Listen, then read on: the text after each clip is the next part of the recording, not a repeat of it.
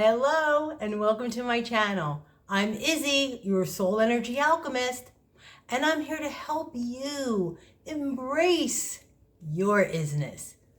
Let's do this. Over the last few weeks, I began a series regarding emotional attachment styles. And so far, we've highlighted the anxious and the avoidant. And today, the topic will be the disorganized attacher. This particular style is very chaotic and unstable in the sense that its unpredictability can range from a hot and cold personality to the far greater consequential behaviors such as difficulty with respecting boundaries and exhibiting explosive and irrational reactions to things that don't justify such intensity. Another term used to describe this type of individual is a fearful avoidant, an avoidant style with a fear to be vulnerable and trust their own instincts and emotions. But at its very core, when we develop a disorganized sense of self, it is because we were nurtured in a fractured environment, where a caregiver or guardian displayed confusion about our worth. 1 minute, very nurturing and comforting. The next left us feeling threatened and insecure. It was like hugs and hits, laughter and pain, stress, relief, highs, lows, good, bad. Well, you know where I'm going with this. You know, it's the epitome of imbalanced, fear-based energy. No one could mentally rise up from this in one piece. Talk about a mind fuck. And the message we were sent about relationships in adulthood as a result of this was that drama, toxicity, and emotional unavailability was in fact love. But it isn't love. You know, it is control and manipulation used to keep the attachment styles of those who raised us intact. And so over time and with consistent subjection, we cultivated that into not only our ancestral DNA, but also a formed identity of our subconscious as a familiar response when trying to form a healthy, intimate partnership. Phew, it's a lot to freaking digest. Imagine being a child. We can refer to this example of a dysregulated nervous system as number 1 of the 5 I will showcase today. And that is expressing contradictory behavior. And although our loved ones did the best they could with how they were able to show up, we still bore the burden of carrying the pain of such contradictions as generational trauma. And, you know, for the longest time, we may not have had the insight or the tools to navigate our lives as adults. In fact, we were just operating on autopilot until, if we were ready to, started to notice the patterns. For example, our words and actions do not coincide. We, make these grandiose statements about how we're going to show up in any given relationship, making promises to ourselves and those we love, when in fact the way we actually do is the complete opposite. Perhaps the intention is there, but we cannot hide from our core belief system. And that is a familiar hell. See, we continuously begin every relationship with a new sense of hope, only to self-sabotage the outcome because, you either do not have the awareness of self it takes to change, or the fear is just too heavy to, comprehend, and you feel helpless. This is a normal response and one that takes a deep journey into yourself. Now, let's take a look at 4 more of those attributes of the disorganized attacher and see if you resonate. Number 2, you fear abandonment and closeness.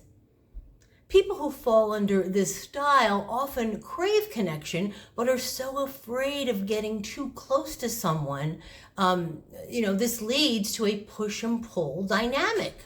Like we talked about energy in previous videos. Come close, move away, repeat. Come close, move away, repeat. It can screw with anyone on the receiving end of things. You may have a light bulb moment like I had when I was a young adult, that I abandoned others before I was abandoned by them as a means of protecting myself and my heart. You are trying to get in front of the inevitable pain that is guaranteed to unfold. And even though you now understand why, it doesn't give you permission to disrespect anyone or for you to dishonor you. Got it? Remember, everything we discuss on this channel is a place for personal expansion and alignment to our soul. So if you recognize yourself anywhere in these videos and it causes a trigger within you, that is where you need to pour love into it in order to energetically alchemize the subconscious mind. 3, difficulty trusting. As a DA, disorganized attacher, you barely trust yourself to make the right decision, let alone someone else. This lack of trust in oneself runs the gamut from which job to accept, what exit to take on the freeway, and where should you invest your money, to which entree you want on the menu. The way we respond as this style affects the most finite of details of decision making in order to feel calm and protected. When we detect what we perceive as a red flag in our partners, we rely on our survival skills to bring us to safety. It's exhausting for both parties trying to make this work. Indecisiveness is a huge characteristic of your personality, as is procrastination, because setting up delays buys you time and room to think about your next move in your emotional game of chess. Every aspect of number 3 was a huge issue in a relationship I had with a DA. He was sweet, loving, and a badass, all wrapped into one, which I like. His intentions were pure, but he was a lost soul who suffered from a kidnapping when he was a child. In those days, parents didn't prioritize intervention, as therapy wasn't mainstream like today. And so as you can imagine, his youth and adulthood was plagued with problems. He was never abusive to me, but he could not trust me. This led to endless arguing and ultimatums. And did I mention he lived in another state after we were, together for 6 months, which exacerbated things tenfold. So there's that. Where I was, who I was with, and why. And this put a black cloud, over all the beauty we actually shared together. So his insecurity and lack of control eventually ended the relationship.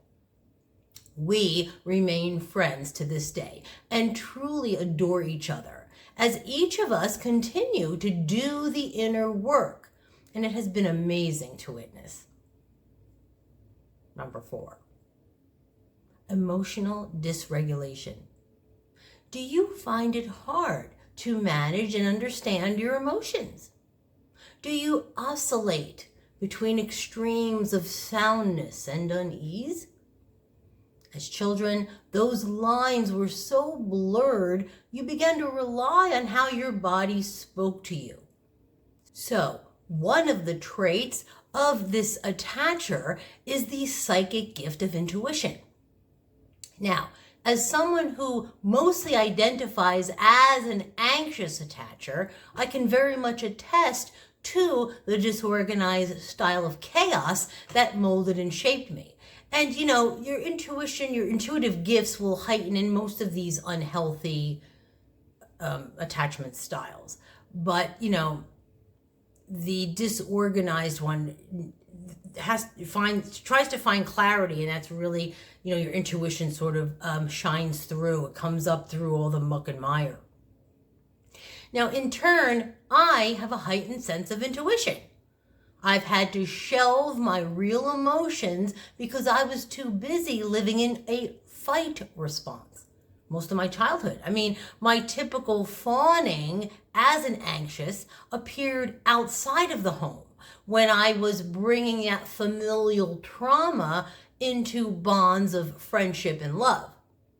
See, a DA can and will exhibit a roller coaster of emotions, yet not know why or even what the meaning is behind them, which makes them near impossible to sort through. Hence the intuition. Never mind the fact that we are reliant on the actions of those who are of great significance in our lives and who we place on a pedestal, internalizing their every move as a direct reflection of our value. The triggers this brings up can be either transformative or can deepen one of these unhealthy emotional responses, depending on where you are in your awakening process and how much fear you have transmuted. But be gentle with yourself during these phases of alchemy. It is very important to be present and accept where you are, okay, in your journey. 5 is, displaying fear-based responses. No shit. Not news here. Every reaction is driven by, fear, such as being, overly defensive, reacting strongly to perceived slights, feeling overwhelmed by intimacy. Typical identifiers of a past marked by both pain and pleasure, created from our parents, influencers, and modelers. If you felt like many questions have been answered today and you'd like to join me to learn more, please like this video and subscribe to my channel so we can effect a collective change, okay? That's awesome! Thank you. Now that we know more about ourselves, what are some solid, effective ways to emotionally regulate? As a certified meditation and mindfulness teacher, I cannot say enough about incorporating a Zen practice into your life. I just recently began my breathwork practitioner journey in the hopes of getting my certification at some point so I can share it with you all. I recommend it highly. If you can lean into its transformative magic, you will be a different person in just a few months. And in a year, insane. I've called breathwork the ultimate excavator. Just digging out the subconscious gunk like a rented backhoe. One of the best things I ever did for my spiritual life. Another, journaling. Journaling. It is so cathartic. Most people don't recognize it for its purging abilities, and the power of your imagination is revealed through the words you put on paper. As a court stenographer, one of the earmarks of being able to really take it all in is using as many senses as you can incorporate. And so with journaling, you're really like using the power of words, but by transitioning it onto paper is the touch, and so it's incorporating more senses. So expressing yourself and how you want to shift your attention and intention is an incredible tool. Then there is meditation. Meditation is a game changer to quiet the mind and reconnect with your inner being. and there are numerous ways to do so. Please take time to watch my video, 6 easy meditation styles that will level up your Zen game. I'll attach it in that description box below. These techniques will give you an opportunity to pause, reflect, and manage your emotions real time. Now, I do not claim to be a therapist on any level, and our pain body is individual to each one of us. So if you feel compelled to seek a licensed therapist, it is your duty to do so.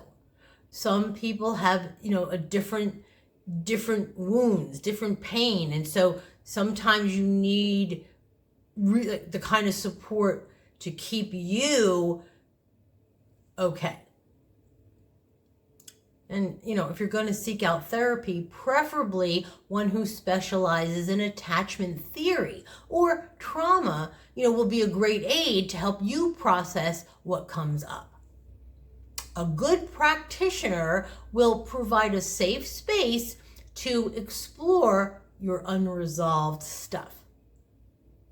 Last, and certainly not a mere afterthought, is surrounding ourselves with secure relationships, be it friends, family, or support groups. This applies to whether you are at, the giving or receiving end of any unhealthy attachment. These positive role models will help, rewire your brain's perception of connection and well-being, and challenge old beliefs about distrust and expectation, placing the power back into your hands. So be patient with yourself. As you are opening up the layers of who you are, aligning you closer to your true self, a soul. And as we move through our awakening process, we discover that the only thing that separates us from everyone else is the illusion of such separation in this 3D polarized world. A clarity that offers us the grace to forgive and to meet and accept people where and as they are, for they are only our mirror. They are us, pushed out. Peace be with you all, and I thank you so very much. Rock on, be well, and namaste.